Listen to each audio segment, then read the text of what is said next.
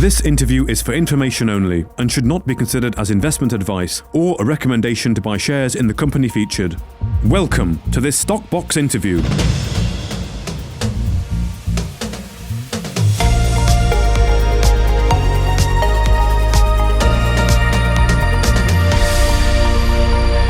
Hello, welcome to Stock Box.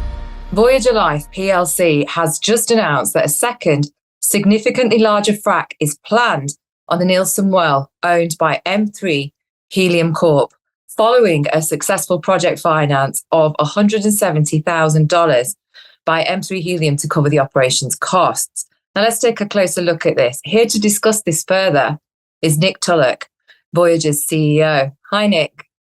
Hi there. How are you doing today? I'm really well, thank you. We've got a little bit better weather here today, so I'm definitely doing better.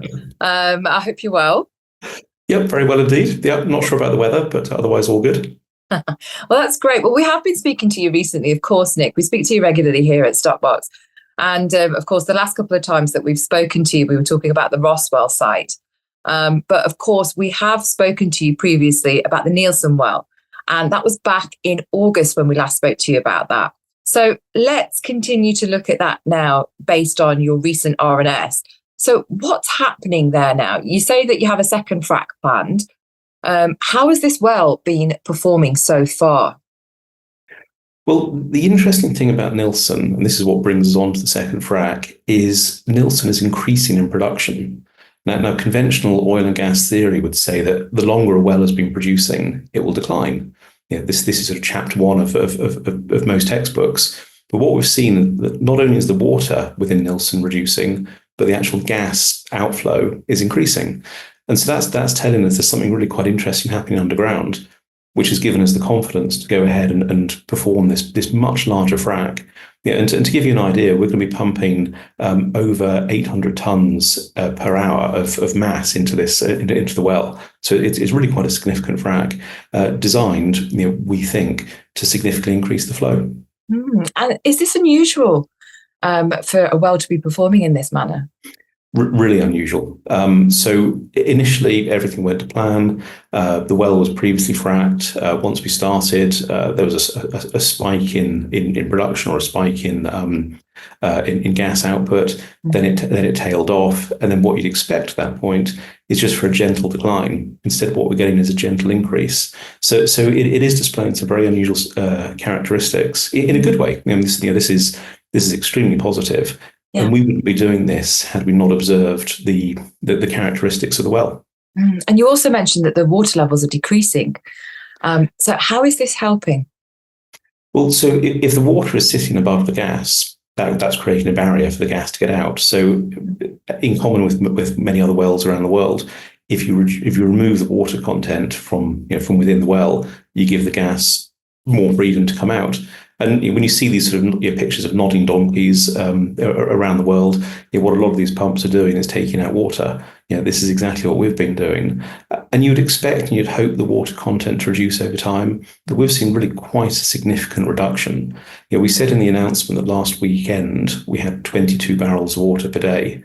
Yesterday we were down to 16. So that water reduction is still going in the right way. I mean, you don't want water. Water is a barrier.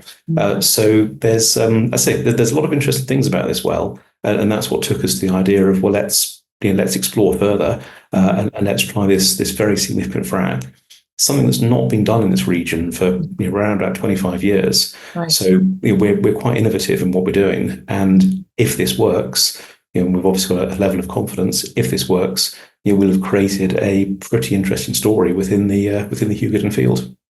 Indeed. Just bringing it back to what you were saying then about the well and how it's actually, how it's performing.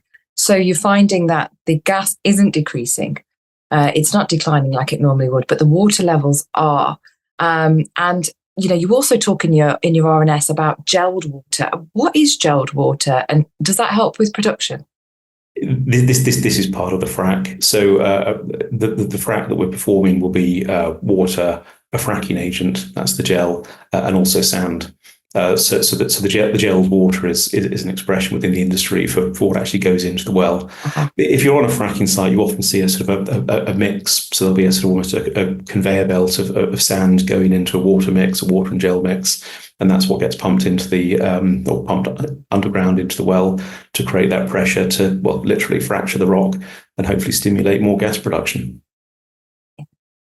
It's very interesting. Now, you also say in your RNS, and I quote, Nilson well exhibited a shale-like response behaviour following the first frack. So tell me, Nick, what is a typical shale-like response? Well, this is what I was saying earlier about the spike in production or the spike in output. Yes. So after that initial frack, you'd expect or hope that there'd be a fair amount of gas would come out. So if you were sort of plotting a graph, you'd see a good spike of production, but then you'd see that tail off as well. And so that's exactly what's happened to Nilson. So far, so good. What then happened is we saw an increase in production. You would generally expect to see a sort of a gentle decline, and so it's that increase that's really sort of captured our attention.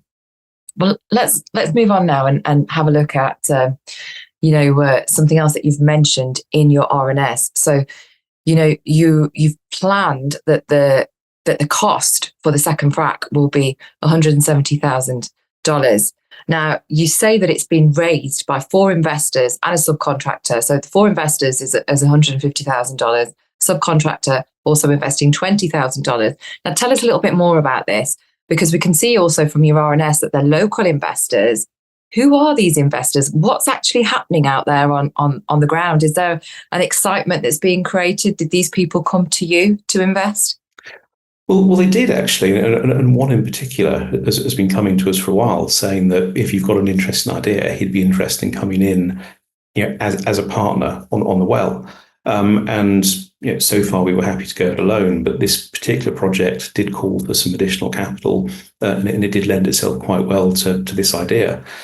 The really flattering thing is that these are literally local people with an interest in what we're doing, or in other words, what we're doing is creating an interest locally. Helium is across the market. There's a lot of excitement about it. There's a lot of talk about what it can do, but the fact that there are individuals almost observing what we're doing in Kansas and wanting to get involved, that it's flattering. I mean, it's a very strong validation of what we're doing. Of the money raised, 150,000 came from individual investors.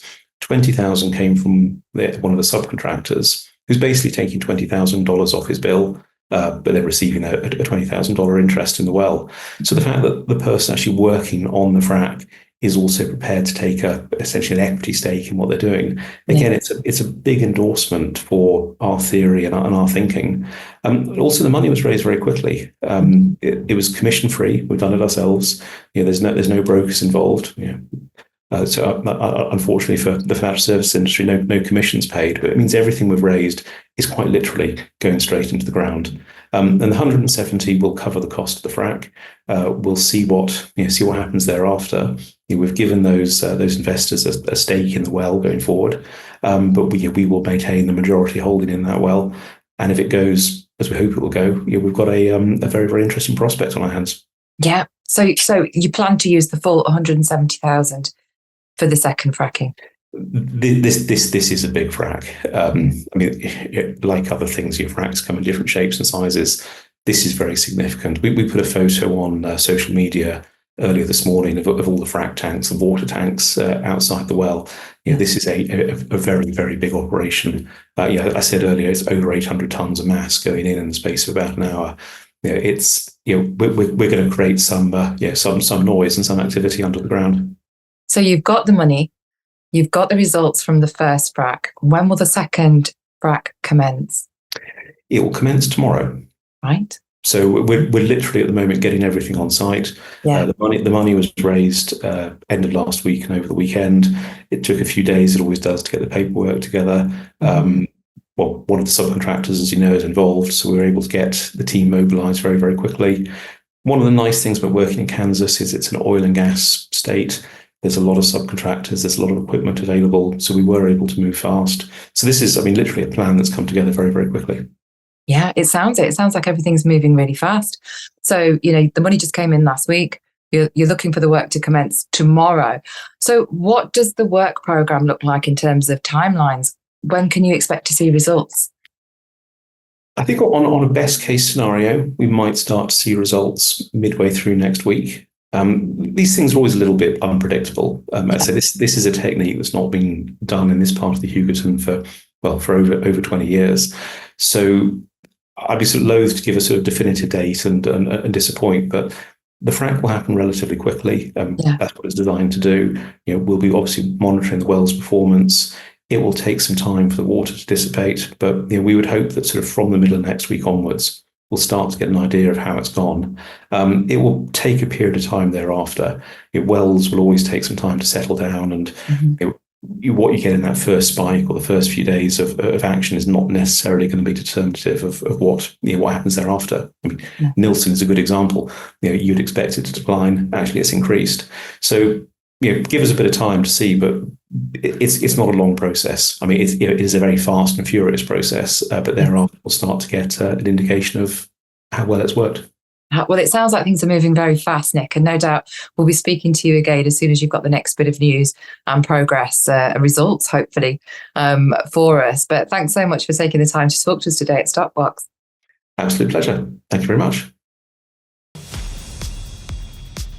If you enjoyed this interview, then give us a thumbs up, a like or a retweet. Subscribe to us on YouTube or follow us on Twitter and hit that notification bell to be the first to know when we release new content. There's loads of great content on our website too, across all our programmes at stockboxmedia.com. Thank you for watching.